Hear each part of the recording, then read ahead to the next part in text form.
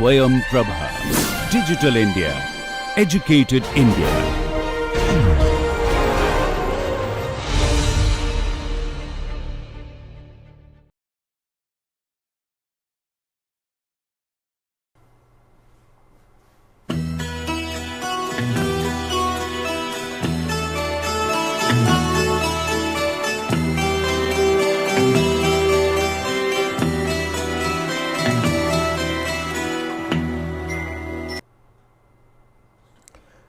This is a lecture on misalignment detection. Like we had in the last class discussed about unbalanced detection and how balancing can be done to prevent unbalances. But if you look at mechanical systems, there are many types of mechanical faults which can happen. One of course is unbalance, which we had discussed, and the next most serious is the occurrence of misalignment between two shafts, and of course, there are related defect to misalignment like eccentricity of the rotor, shaft being bent or bowed, and maybe cocked rotor. So, and then because of misalignment or why things become loose, what happens if the foundation has become loose or what we know as soft foot foundation. So, how this occurs in machines is what we are going to discuss in this class, and then what are the methods to detect them, and then also tell about some things about how we can reduce the occurrence of misalignment etc. in a system. So, if I was to talk about misalignment, essentially in any plant, as you know, basically we have two systems. One is the prime mover and other is the mechanical unit or the driven unit. Okay. This is the prime mover and this is the driven unit, and this is the coupling. And most important point here is the center line of the shafts.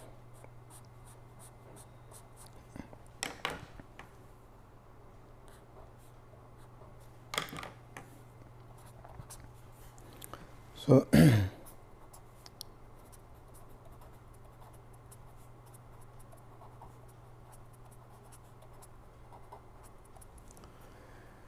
basically this dashed red line is the shaft center lines between the prime mover and the driven unit, and they have to be in one same straight line horizontal to the ground. If you look in the vertical plane or if you look in the side view, this should make one single projection. Okay. Now, if this does not happen, how do we maintain this? This coupling basically brings about the two shafts together.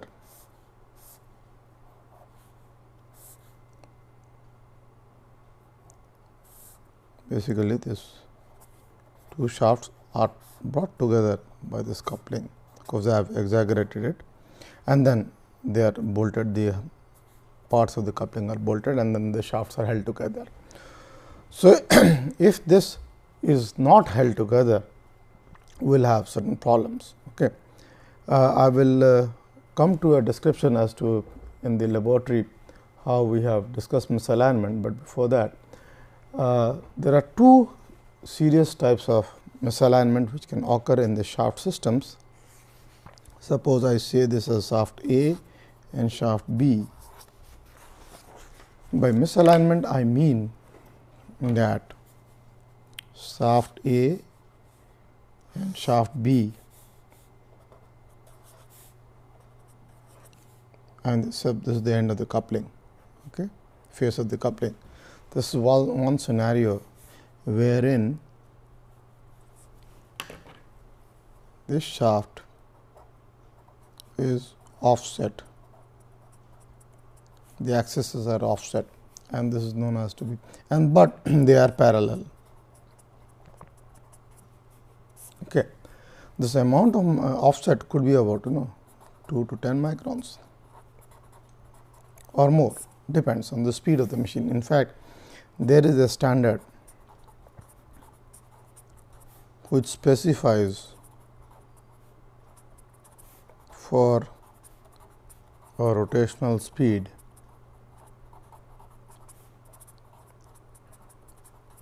the maximum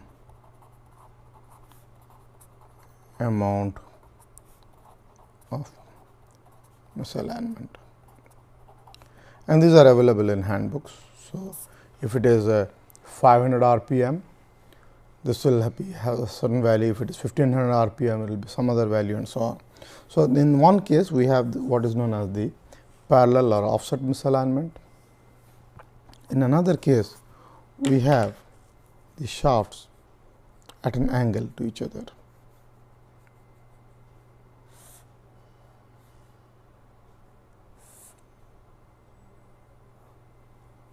Okay. Some theta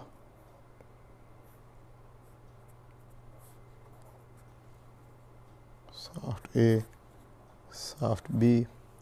So, this is what is known as the angular misalignment.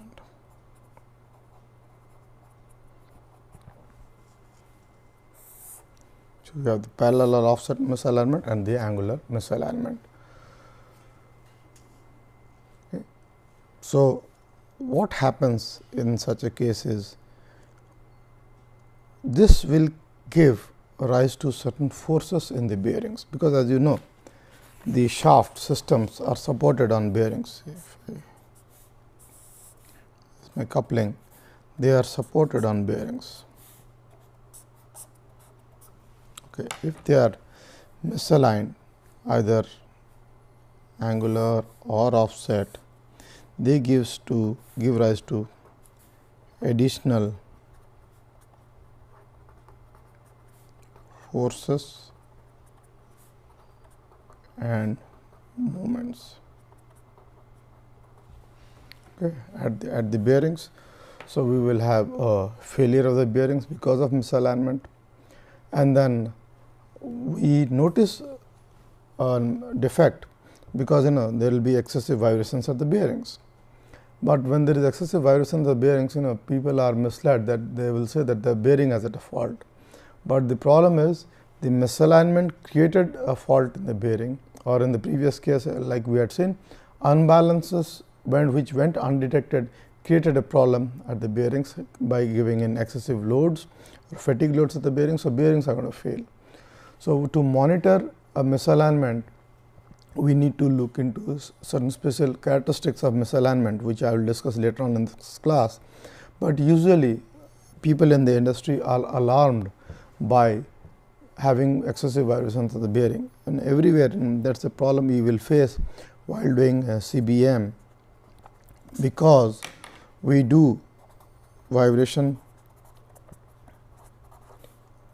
monitoring or measurements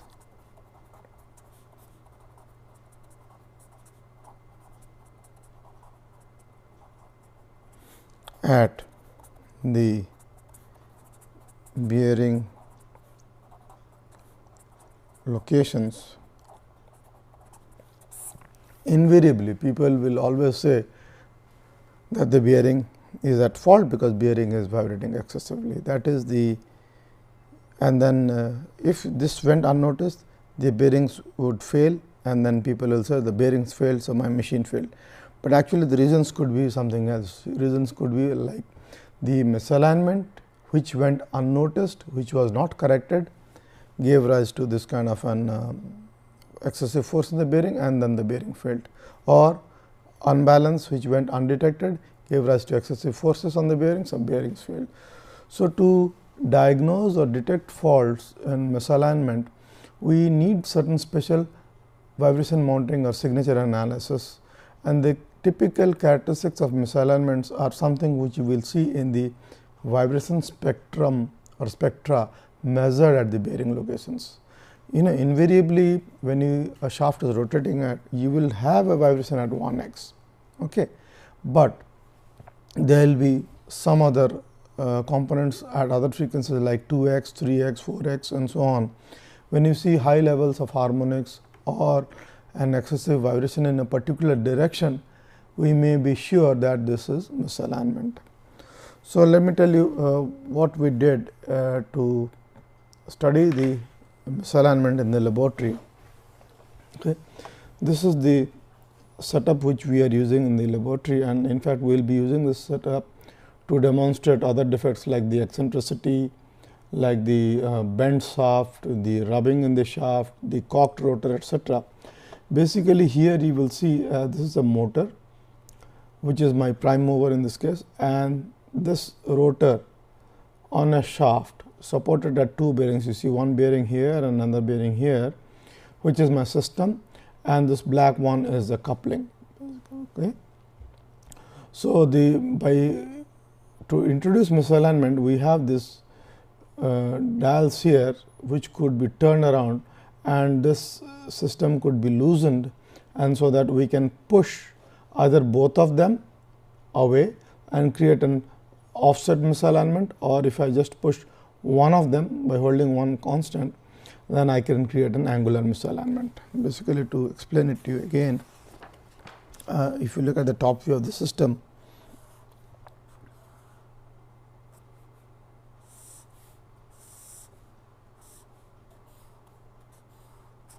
this is the top view.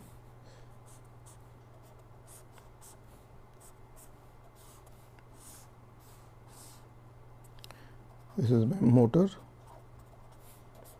this is the coupling, this is the drive end bearing, this is the non-drive end bearing,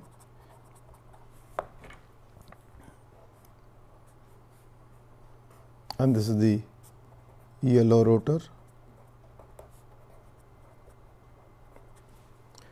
So, in fact, you will see this two white dials here. Okay. This dials, this one dial here and another dial here. These two white dials, they could be turned. Okay.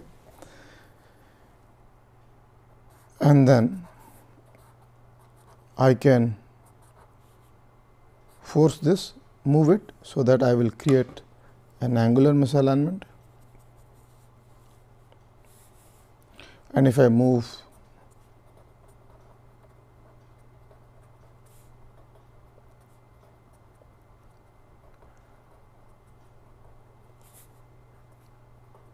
or if I move both of them, I can create a parallel misalignment. Okay. Now, to measure the vibrations, I can measure at each of these bearing locations in x, y and z directions, and similarly here in x, y, z direction. Okay. So, these kind of vibration measurements can be done, and then basically this is my axial direction along the longitudinal axis. Y happens to be the horizontal. For clarity, I have just moved it here, this point, but this is actually at location A and location B. Okay. So, basically, I will have 6 measurements in location A, x, y, z, location B, x, y, z. So, I will have total 6. So, these kind of vibration measurements can be done in any machine. Okay. In this case, to notice the angular misalignment, we are not moving point A. Okay. Now, this misalignment, amount of misalignment does depend on the flexibility of the coupling, and that is very, very important.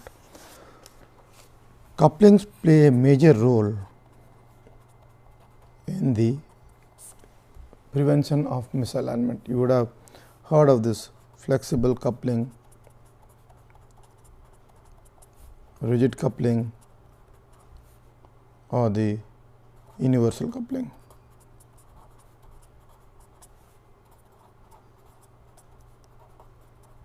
Okay. Basically, in flexible coupling, there are elastomer elements kept, which will take small amount of offset. Offsets can be accommodated. Okay. Rigid couplings do not allow per se any offsets, but then there are universal coupling wherein these angles could be as high as 7 to 10 degrees. Okay.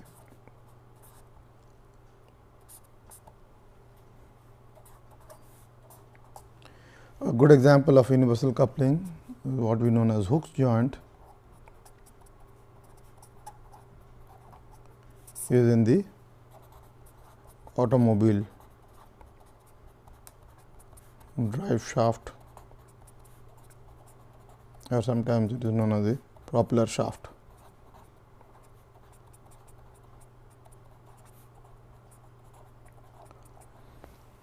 They can take good amount of angular misalignment. Okay. So, the couplings play a major role to accommodate such parallel or offset or angular misalignment between the driver and the driven unit. Okay.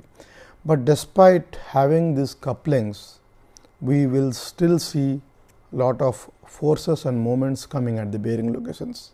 I mean, why at all misalignment is a serious issue in machinery? Because for the fact that misalignment will load the system. So, when I give a power to a machine to run it, I am unnecessarily wasting the energy to rotate a misaligned shaft.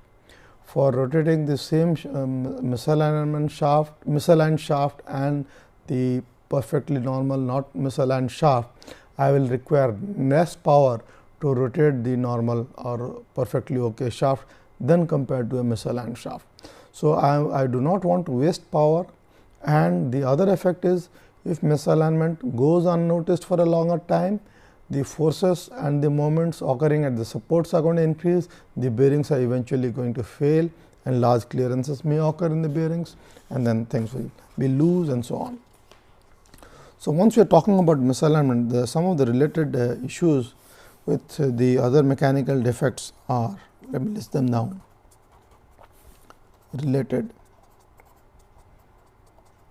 mechanical defects. One is rotor eccentricity.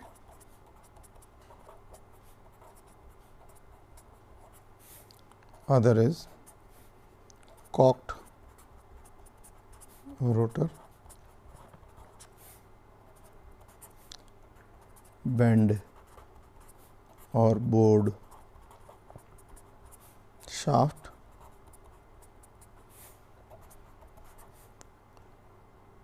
soft foot looseness. We are going to discuss about soft foot and looseness in few classes down the road, but the reason I wanted to tell you is, once we look into the vibration spectra,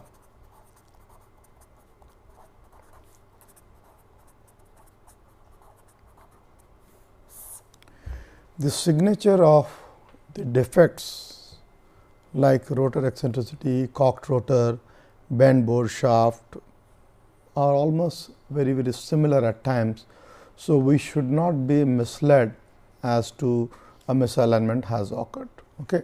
Though there are means by which misalignment can be detected and then separated out, but particularly at high speeds the behavior is almost similar, and then we should at least know what do we mean by a rotor eccentricity. For example, if I look at a rotor,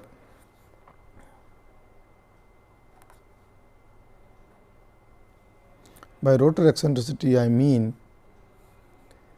the rotor's center of mass is not at its center of rotation.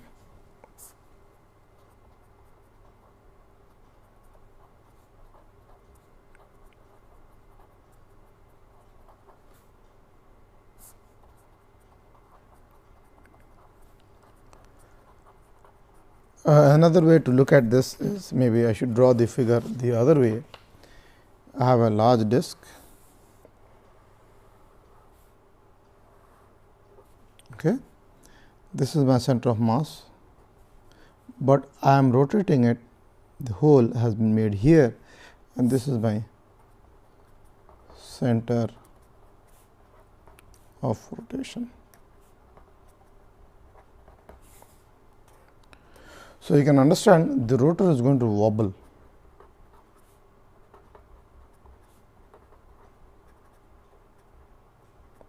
and make an ellipse like thing. At some point, if I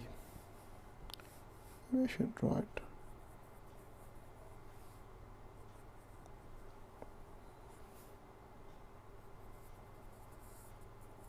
Okay.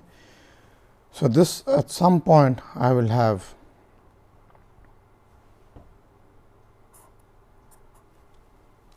large forces, large displacement and less displacement. Okay. If this was a perfectly balanced and eccentric rotor, the displacements at locations like they are called, the 12 o'clock position, 3 o'clock position, 6 o'clock or 9 o'clock position will be same. Okay. But if they are eccentric or the center of rotation is not at this mass center, they will be wobbling, and one level will be less compared to other, and here maybe another level, this is more compared to this. Okay. So, the displacements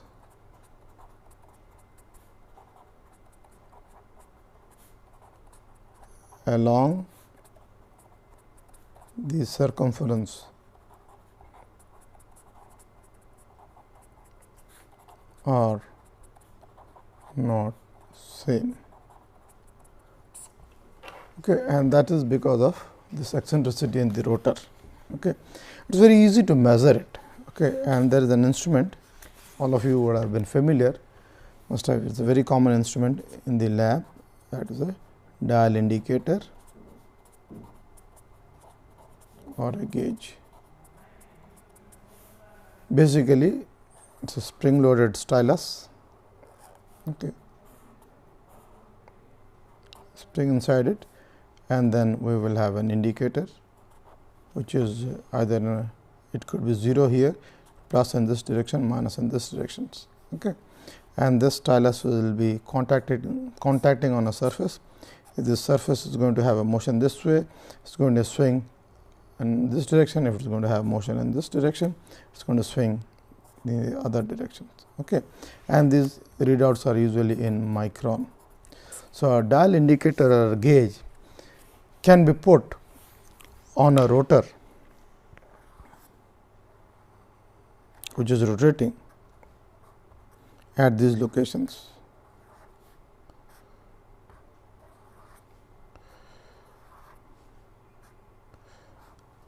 This is basically the dial indicator. Okay. So, by knowing the measurements in the dial indicator at these 4 locations on the circumference, one can decide the amount of offset which has occurred, and usually these measurements are taken on the flange which is there, which is mounted on the shaft. If I have a shaft, because the shafts only meet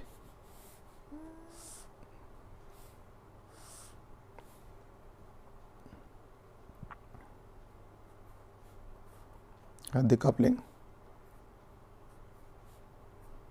Okay. If I was to align these 2 shafts A and B, whatever motion this is going to happen, this is also going to have the same motion. So, I can see the dial gauge reading here, I can see the dial gauge reading on this surface, and then as I rotate it, they should all get the same reading. Okay. If not, we will have to play around with the system, and that is how I will tell you. For example, in this system,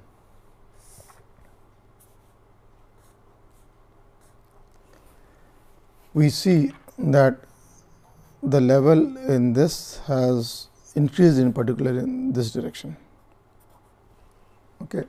So, in fact, in all of these foundation, there are very thick steel plates which are known as shims. Shims are very hard,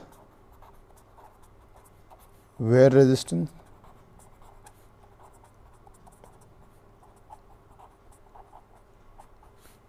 steel plates or inserts, which are introduced right at the time of installation, and then we put the foundation bolts. Okay.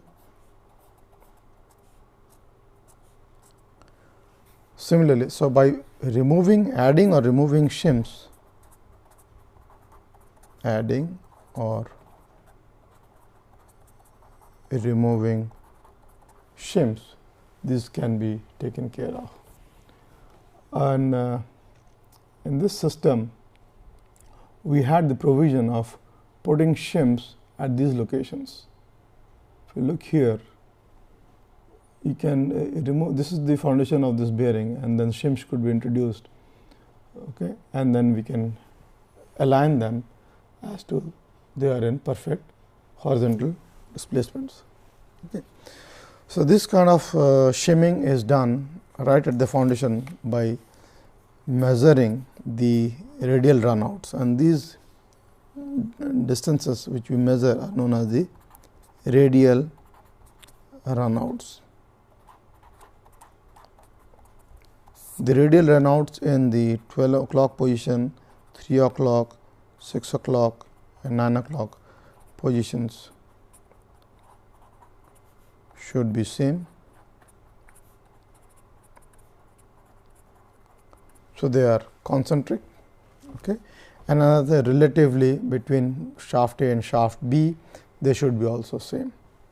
And if they are not, we have to play around with the shims to adjust the level. Okay. Maybe this is only in the horizontal, in the vertical plane, you have to move something in the horizontal plane as well. Okay. For example, in the top view, I have shims here, I have shims here, I have shims here, I have shims here. If I add or remove in one plane, I can reduce the angular. You can understand if there are, this is at elevated locations, this location is elevated compared to this will be having a rotation like this. Base plane, it may be like this. Okay. And this gives rise to what is known as the angular misalignment.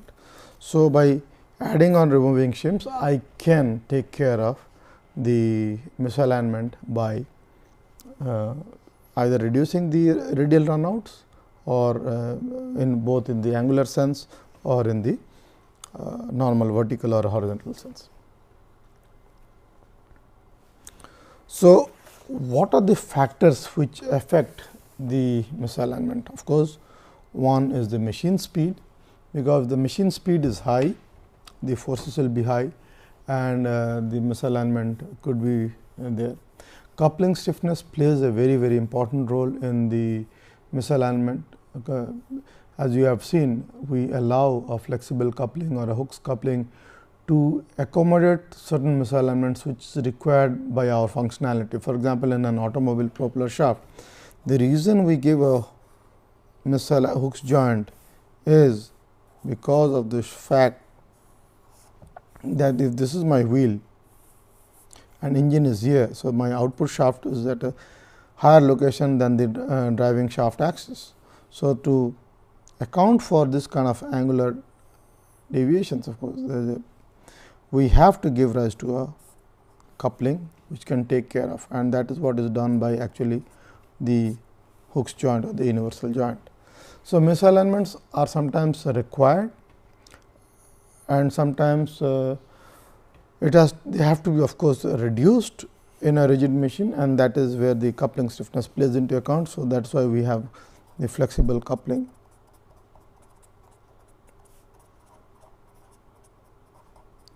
In the flexible coupling, if you look at the bolt holes, I am just drawing 4 bolt holes. In every bolt, there will be provision to have an elastomeric insert, okay, which can take little bit of radial play and reduce the amount of misalignment.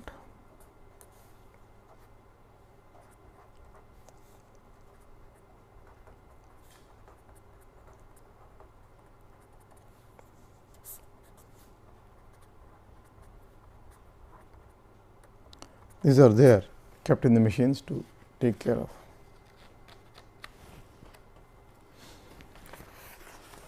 Now, what are the effects of misalignment? So, additional forces and moments at the bearing locations, okay, and these forces can be calculated, okay, forces and moments.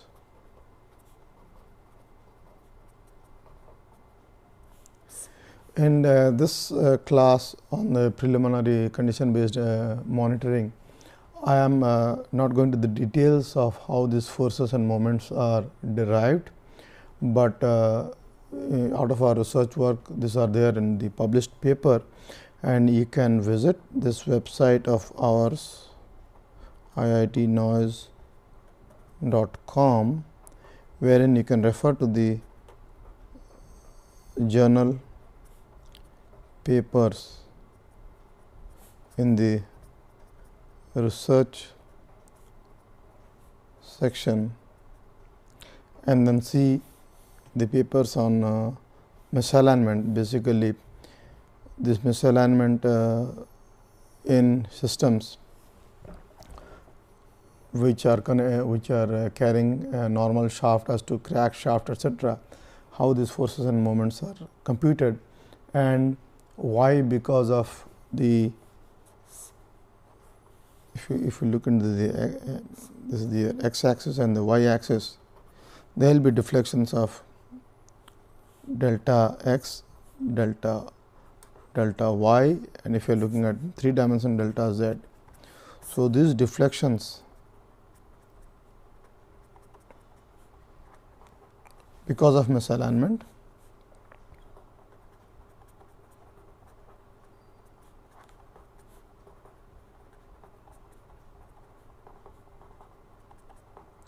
and the system already have stiffness. So, as you know, F is equal to K times delta x, F x, F y is a different K x, K y.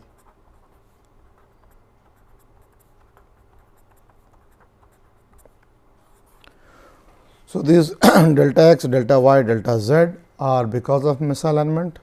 The system has stiffness K x, K y, K z.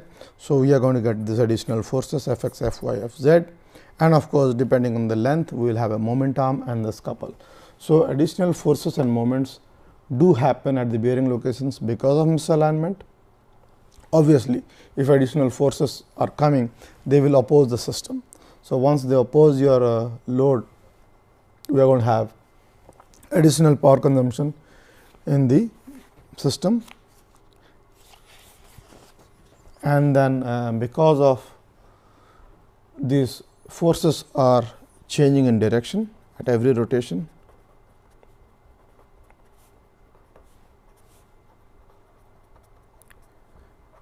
they will induce fatigue load.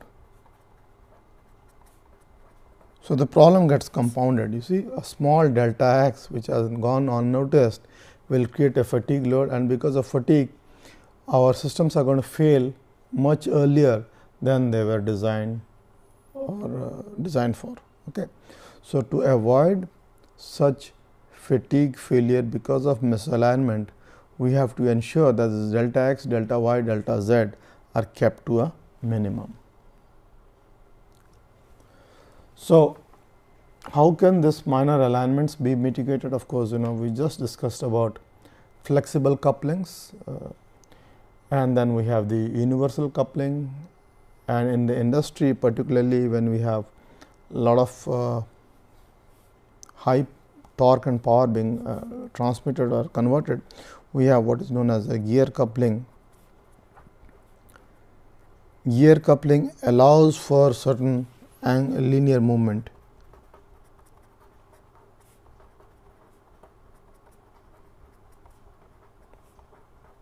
of the shaft.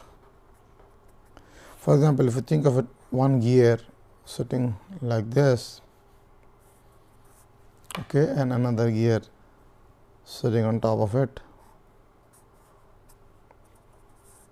Okay. So, there will be a slight amount of movement is allowed.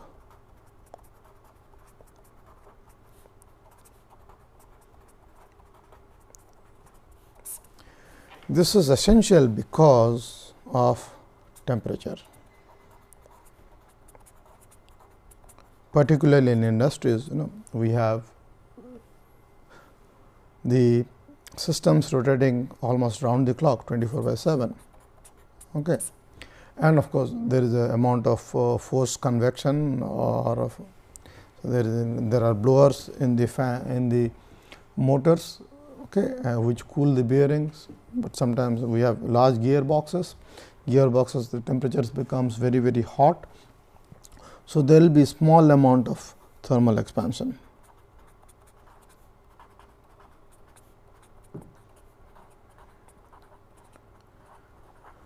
Now, if the things were held rigidly, both the driven unit and the driver unit, they were held rigidly, and the shafts underwent a thermal expansion, and if there was no space or no allowance for this expansion to take care of by allowing a linear movement, they are going to bend, because of this shaft are going to bend or bow.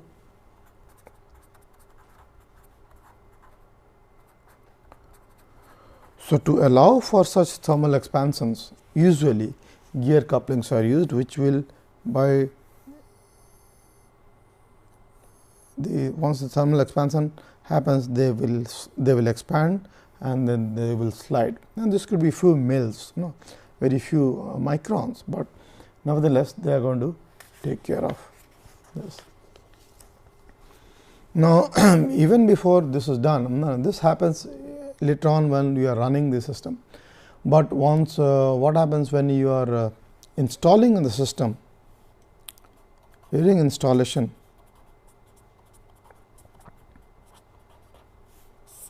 alignment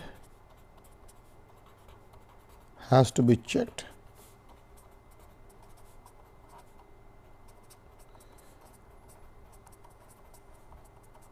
And that is very important, and the traditional methods are by using dial indicators, what is known as the two phase indicator method. Another is the reverse dial indicator method.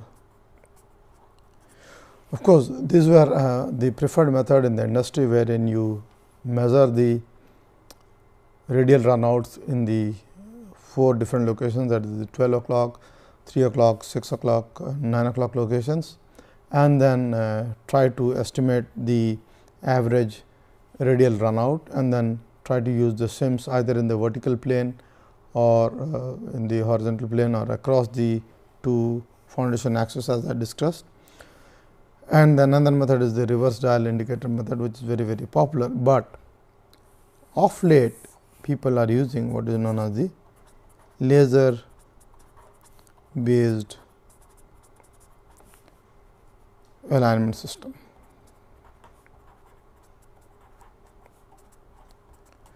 This is for the fact that because in the previous first two examples, first two methods, two phase or the reverse dial indicator, our meeting and the two shafts have to be very, very close to each other, so that we can take the dial gauge readings through a common shaft. But imagine the case of maybe a windmill, okay, where there is a long shaft, okay, and then we have this gearbox here, okay, and then the alignment here, and then we have the fan here, and there is a coupling here, okay, and this could be about 2 to 3 meters. So, how do you align such a system? Okay. And that is where lasers are helpful,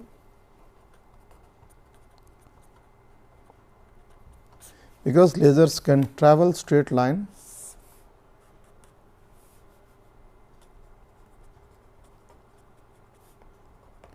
in straight line, and if I put a reflector, they are going to reflect back.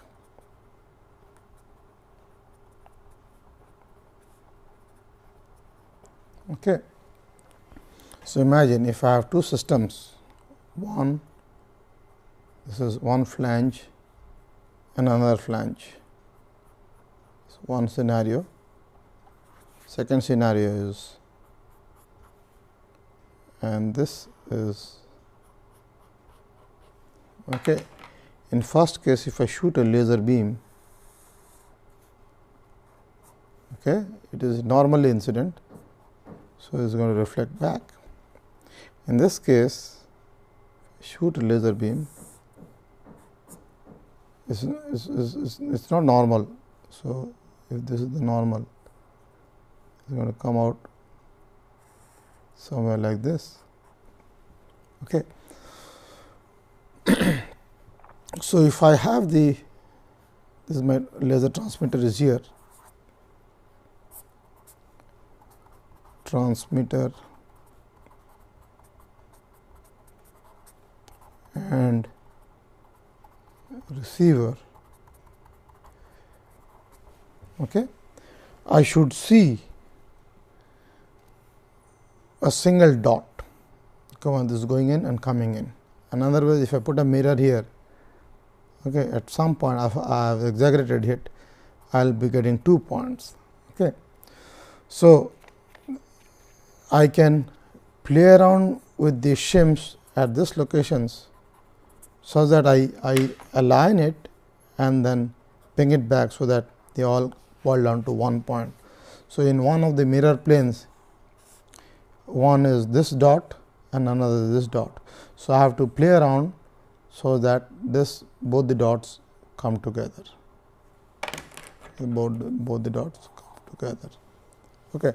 So, the laser alignments are very, very helpful in this regards, and particularly you would have seen that when you go to an automobile garage, okay, the 4 wheels of the shaft of the vehicle have to be laser aligned. Okay. Basically, they use this laser based alignment systems also. They have a reflector, they have a mirror, and then they will make sure, and then here they can change the camber angle and the caster angle, and there are adjustment bolts wherein I can change the camber and caster angle to ensure that the wheels are aligned.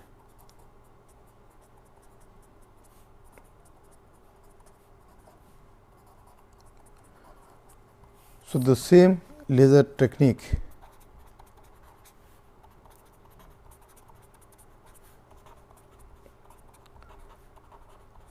measurement alignment system is very popular to do machinery alignments. Okay. Now, I will come to what is the best way to find out whether a misalignment has occurred in a system through vibration monitoring. Okay. In this, what we do, as I was telling you, we will measure at any location the axial, vertical and horizontal vibration locations. And if you will see, if you will go back to the equations of flexible coupling or the Hooke's coupling, Hooke's joint. Okay. If I have an input shaft N and if I put a Hooke's joint, the output shaft is actually a function of, if this is rotating at omega, this output this is the speed, the output shaft speeds will be proportional to cosine 2 omega. Okay. So, this 2 omega comes. So, if I am rotating at 1x, because misalignment, I will have a strong vibration at its 2x in the axial direction. So, this is the most important diagnostic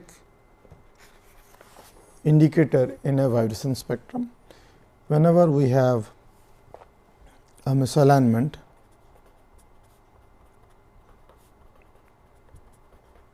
as opposed to the unbalance it was strongly radial, here it is high axial at 2x frequency. If you recall, unbalance was high radial at 1x frequency. But let me just caution you, this is very theoretical in the sense high axial at 2x vibrations. When we go to the lab, we see 3x, 5x, sometimes we see even high radials, okay, when there is eccentricity with misalignment. So, one has to be careful.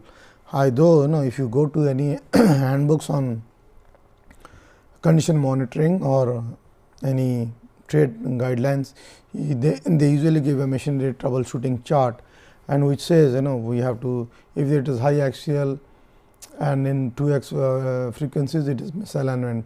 That is well and good, but then one has to be careful that it is not necessarily always true.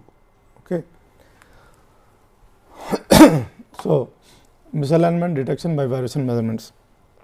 Generally, a high axial level of vibration compared to radial levels. Okay. Compared to radial levels, that is a good way to look at it in comparison with respect to radial levels. But sometimes exceptions are there at parallel misalignment and so on. And now, what I am going to show you is, this is a case wherein we had the vibrating machinery rotating at 30 hertz, okay, and then we had different amounts of misalignment.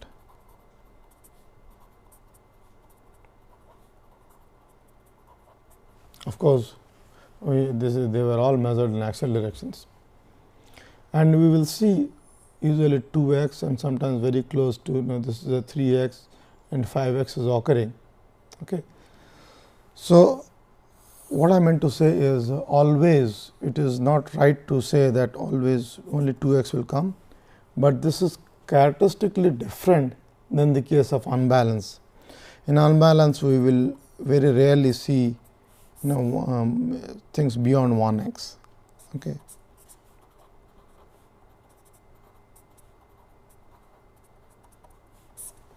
Okay. Of course, another thing is we have to take care of the phase measurements. Phase measurements do help us.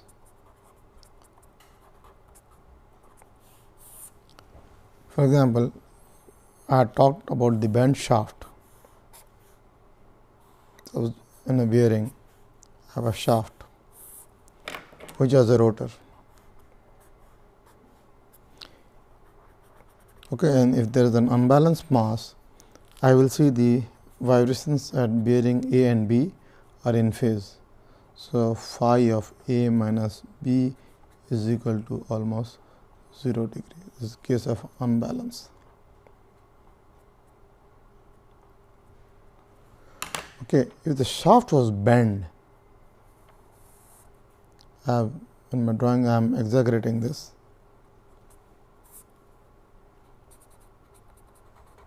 Bend shaft. You will see when you have bend shaft, this will be close to about 100 degree.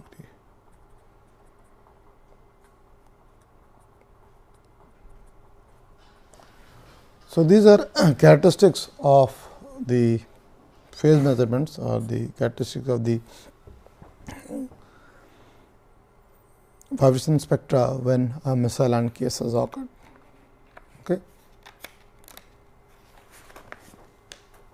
So, to summarize, in this class on misalignment detection, we studied about how misalignment occurs and why sometimes we have to purposefully give misalignment, so that this thermal expansion between systems can take place, and that is why in the industry we have a lot of gear couplings.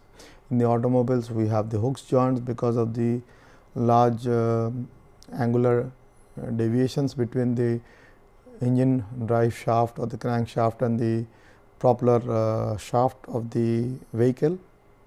Sometimes we allow misalignments because of installation defects, to few microns, and that can be accommodated by flexible couplings.